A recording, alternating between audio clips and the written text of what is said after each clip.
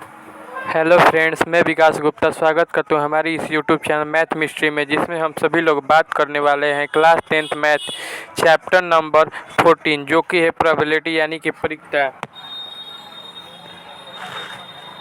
तो चलिए यहाँ पर हम इसके कुछ फार्मूला यानी कि सूत्र का अध्ययन कर लेते हैं, जो कि इस चैप्टर में बनाने में प्रश्न को अधिक सहूलियत मिलेगी।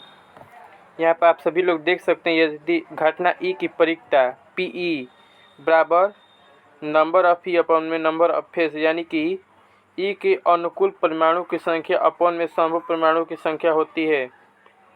दूसरा है P E plus P E bar का मतलब कि ये पी ई मतलब कि घटना घटित होने की संभावना और पी ई बार मतलब कि घटना घटित नहीं होने की संभावना, दोनों का योग जो होता है वो 1 के बराबर होता है। यहाँ पर लिखा भी गया, अर्थात ई नहीं घटित होने की परिकता यहाँ पर पी ई बार बराबर 1 माइनस पी ई यानी कि घटित होने की संभावना। तीसरा नंबर में देखेंगे, यहाँ पर 0 से बड़ा होता है किसी भी चीज़ की परिकता और 1 से छोटा होता है। पी ई बराबर 0 तो ई असंभव घटना कहलाता है और पी ई बराबर 1 तो ई निश्चित घटना कहलाता है। तो चलिए इस पर आधारित हम कुछ प्रश्नों को देखते हैं।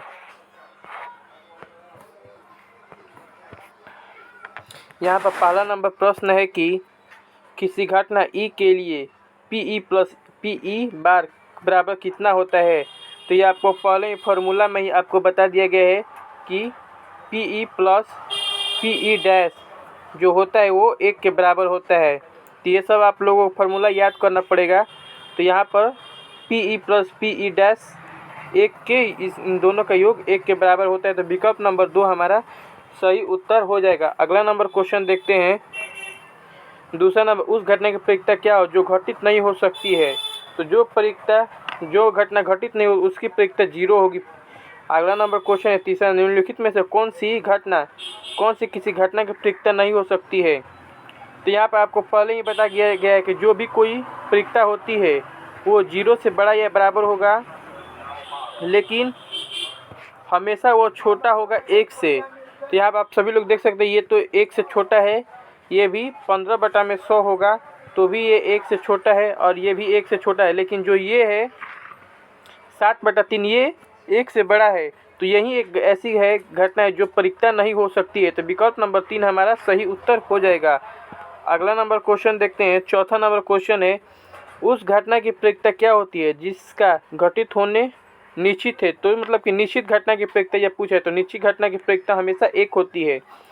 पाँचवा नंबर, किसी प्रयोग के सभी प्रारंभिक घटनाओं के परिकता का योग कितना होता है। तो आप सभी को ज्ञात होना चाहिए कि सभी प्रायोगिक घटनाओं का परिकता का योग हमेशा 1 होता है। तो विकल्प नंबर 3 हमारा सही उत्तर हो जाएगा। अगला नंबर 6 नंबर क्वेश्चन है, उस घटना को कैसी घटना कहते हैं जिसका घटना निश्चित होता है।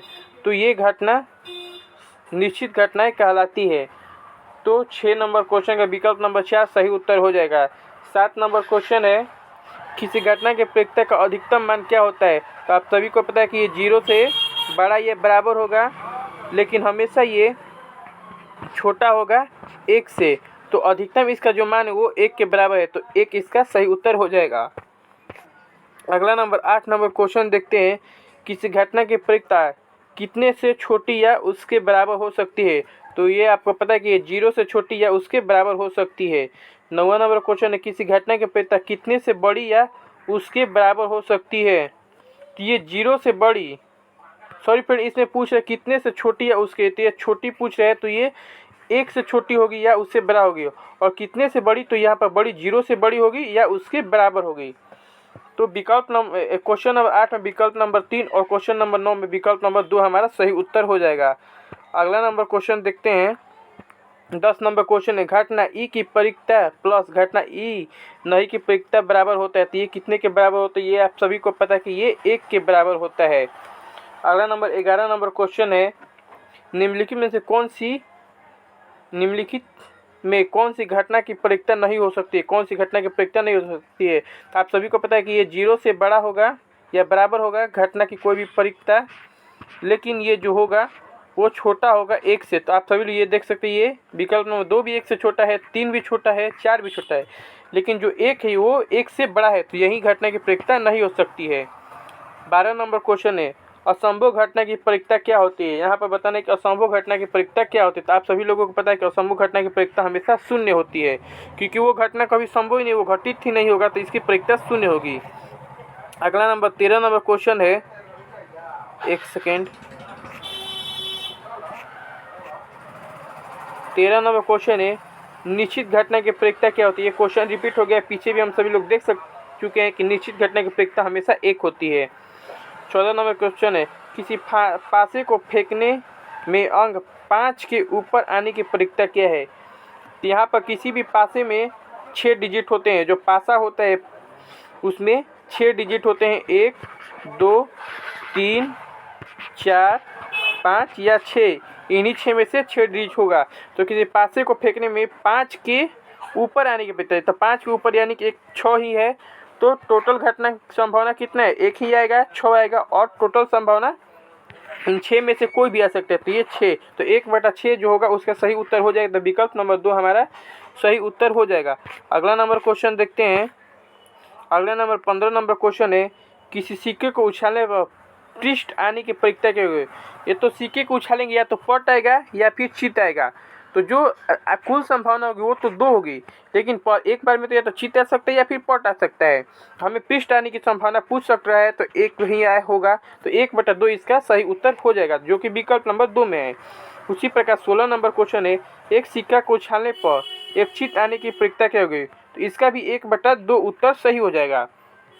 अगला नंबर क्वेश्चन देखते हैं। 17 नंबर कह रहा है, अच्छी तरह फेंटे गए ताश के पत्तों में से एक पत्ता यादृच्छिक निकाला जाता है, तो इसके लाल रंग के रानी होने की प्रायिकता क्या होगी। तो फ्रेंड्स, आप सभी को पता होगा कि कुल पत्ते जो होते हैं वो 52 होते हैं, तो 52 में से हमें एक निकालना, लेकिन वो लाल रंग की रानी होने की प्रायिकता पूछ रहा है। तो आप सभी को पता होना चाहिए कि कुल ताश की जो पत्ता होता है उसमें 2 रानी होती है, 2 लाल रंग की रानी होती है। पाला होता है ईंट का, और जो दूसरा होता है वो होता है चिड़ी का। तो यहाँ पर कुल तो 2 है, तो ऊपर में 2 और नीचे में 52, जो कि हो जाएगा 1/26 के बराबर। विकल्प नंबर 3 हमारा सही उत्तर हो जाएगा। अगला नंबर 18 नंबर क्वेश्चन है, यदि कोई घटना ए प्रकार से घट सकता है और बी प्रकार से नहीं घट सकता है, तो इस घटना के घटित होने की प्रायिकता क्या होगी। यहाँ पर ए प्रकार से घटित हो सकता है और बी प्रकार से नहीं घटित हो सकता है, तो ए इस घटना घटित होने की प्रायिकता पूछे, तो घटना घटित होने की प्रायिकता तो ए है, और टोटल संभावना कितना है, ए घटित हो सकता है बी नहीं घटित हो सकता है, तो ए प्लस बी हो जाएगा, जो कि विकल्प नंबर हमें 1 में दिख रहा है, तो यही हमारा सही उत्तर हो जाएगा। अगला नंबर 19 नंबर क्वेश्चन है, यदि घटना ई की पूरक घटना ई डैश हो तो निम्नलिखित में से कौन सा सत्य। तो आप सभी को पता ही है कि पीई प्लस पीई डैश का योग हमेशा 1 के बराबर होता है, तो विकल्प नंबर 3 हमारा सही हो जाएगा। अगला नंबर 20 नंबर क्वेश्चन, यदि अंक को 1 2 3 4 5 6 7 8 9 में से एक अंक चुना जाए तो उसके सम होने की प्रायिकता क्या होगी। तो आप सभी को यहाँ पर देख लेंगे सम कितना है, 2 है, 3 है, 6 है और 8 है। 1 2 3 4 संख्या है वो सम है, और कुल संख्या 9 है, तो इसका जो 9/4 इसकी प्रायिकता हो जाएगी। तो विकल्प नंबर 1 हमारा 20 का विकल्प नंबर 1 हमारा सही उत्तर हो जाएगा। अगला नंबर क्वेश्चन देखते हैं। 21 नंबर, एक पासे को फेंकने में 6 आने की प्रायिकता है। तो आप सभी को पता है कि कुल संख्या कितनी होती है, वो कुल संख्या 6 होती है, तो जो इसका कुल संख्या 6 हो जाएगा, और इसमें 6 एक ही बार में आ सकता है, एक ही 6 होता है तो एक ही बार आएगा, तो इसका 1 हो जाएगा ऊपर में, तो 1/6 होगा, वो सही इसका उत्तर हो जाएगा। दूसरा नंबर 22 नंबर क्वेश्चन है, एक पासे को फेंकने पर एक सम संख्या आने की प्रायिकता क्या होगी। तो टोटल जो संभावना होगी वो तो 6 हो जाएगी, और सम संख्या की बात की जाए तो 2 भी है सम संख्या, 4 भी है और 6 भी है, तो टोटल यहाँ पर 3 संख्याएँ हैं जो सम है, तो इसकी प्रायिकता जो होगी वो 1/2 हो जाएगी, तो विकल्प नंबर 2 हमारा सही उत्तर हो जाएगा। अगला नंबर क्वेश्चन देखते हैं। 23 नंबर क्वेश्चन फ्रेंड्स है कि 2 पासे को फेंकने में संभव परिणामों की संख्या कितना होगी। अगर 2 पासों को एक पासे को फेंकने पे तो 6 को परिणाम बनता है, अगर 2 पासे को फेंकेंगे तो फिर से 6 को एक और 6 बार परिणाम बनेगा, तो टोटल 36 परिणाम बनेंगे, जो कि विकल्प नंबर 3 में दर्शाए गए हैं, तो यही हमारा सही उत्तर हो जाएगा। अगला हम सभी लोग 24 नंबर क्वेश्चन देखते हैं। एक थैले में 4 लाल 6 काली गोलियां हैं, एक गोली निकालने पर इसके काली होने की प्रक्रिया क्या होगी? तो टोटल कितनी गोली है? टोटल गोलियां है 4 + 6 10 गोलियां है। और पूछ क्या कह रहा है? एक गोली निकालने पर इसके काली होने की प्रक्रिया है। तो काली यहाँ पर 6 गोलियां है, तो 6 ऊपर हो जाएगा, जितनी यहाँ पर काली गोली वो ऊपर हो जाएगा और कुल गोलियां नीचे हो जाएगी। इसको कटाएंगे, ये जाएगा 3/5, जो कि विकल्प नंबर हमें 3 में दर्शाया गया है। तो यही हमारा सही उत्तर हो जाएगा। अगला नंबर 25 नंबर क्वेश्चन देखते हैं। एक थैले में एक लाल गेंद, एक नीली गेंद और एक पीली गेंद है तथा सभी गेंद एक ही साइज की है। चुनमुन बिना थैले के अंदर झांके इसमें से एक गेंद निकालती है। इसकी क्या प्रक्रिया है कि वह गेंद पीली होगी? तो पीली गेंद की संख्या कितनी है फ्रेंड्स? यहाँ पर बताया गया कि पीली गेंद एक ही है, एक ही जो है वो पीली है। तो पीली गेंद एक है और कुल गेंदों की संख्या 3 है। तो चुनमुन इन 3 में से ही कोई एक गेंद निकालेगा जो कि पीली होने के दर्शाएगा। तो और पीली की संख्या कितनी? एक है, तो एक में से ही ना कोई एक निकालेगा। तो 1/3 इसका सही प्रक्रिया हो जाएगा, जो कि विकल्प नंबर 2 में दर्शाया गया है। अगला नंबर 26 नंबर क्वेश्चन है। एक साथ 2 सिक्के को उछालने पर कम से कम एक हेड आने की प्रक्रिया क्या है? अधिक हेड आ सकते हैं, तो जो कुल प्रक्रिया होगी वो तो 4 होगी, क्योंकि एक गो सिक्का उछालने पर 2 गो बनता है, या तो हेड आएगा या फिर टेल आएगा। और फिर दूसरा बार उतारेंगे तो फिर भी हो सकता है कि या तो हेड आएगा फिर टेल आएगा।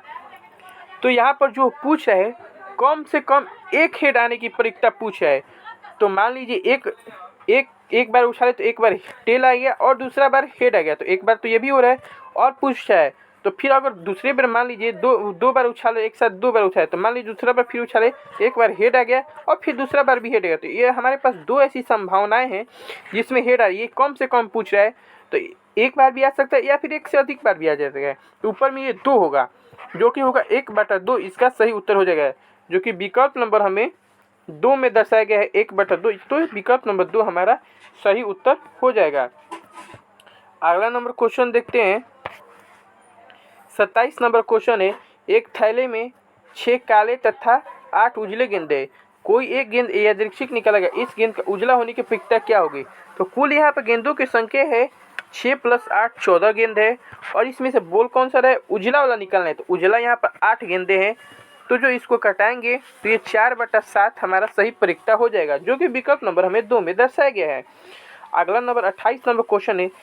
3 सही सिक्के उछाले जाते हैं, कम से कम 2 हेड आने की प्रक्रिया क्या होगी? यहाँ पर 3 सिक्के उछाले जा रहे हैं, तो सिक्के कितनी भी उछाली जाएंगी तो वो 2 की घात n पे यहाँ पर होती है कुल संभावना है। तो यहाँ पर 3 सिक्के उछाले जाए तो 2 की घात 3 आएंगी।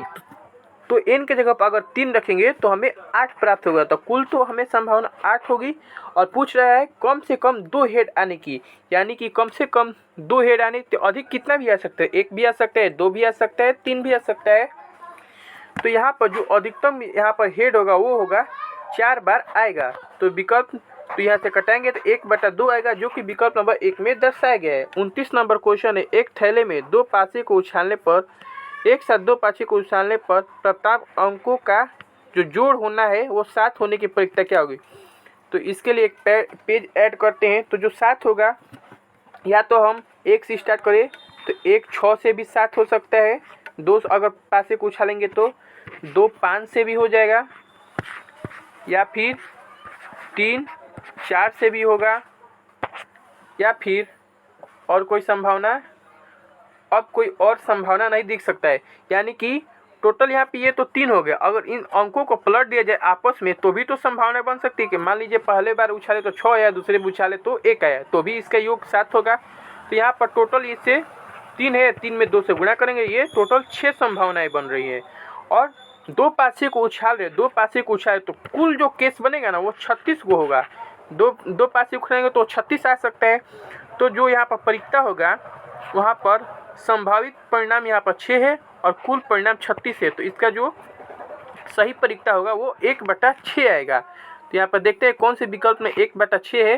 तो विकल्प नंबर 2 में हमारा 29 का विकल्प नंबर 2 में 1/6 है। तो विकल्प नंबर 2 हमारा सही उत्तर हो जाएगा। अगला नंबर क्वेश्चन देखते हैं, एक सेकेंड। अगला नंबर 30 नंबर क्वेश्चन है। एक ताश के 52 पट्टों की गड्डी को अच्छी तरह फेंटकर उसमें से एक पत्ता निकाला जाता है, इसके रानी होने की प्रक्रिया क्या होती है? तो जो फ्रेंड्स यहाँ पर रानी की संख्याएं होती है वो कुल रानी की संख्या 4 होती है, क्योंकि और जो टोटल जो पत्ते होते हैं वो होते हैं 52। तो 52 में से 4 रानी हम लोग निकाल लिए, तो यहाँ पर बचेगा 1/13, जो कि विकल्प नंबर हमें 4 में दर्शाया गया है। तो यही हमारा सही उत्तर हो जाएगा। इस तरह यह पार्ट भी हमारा कंप्लीट हुआ। पीछे के कोई भी पार्ट का अगर आप सभी को ऑब्जेक्टिव क्वेश्चन करना है तो इस चैनल पर उपलब्ध है, आप सभी लोग जाकर कर सकते हैं। वीडियो अच्छा लगे तो वीडियो को लाइक कीजिए, चैनल को सब्सक्राइब कीजिए और ज़्यादा से ज़्यादा को वीडियो को शेयर कीजिए। धन्यवाद। जय हिंद।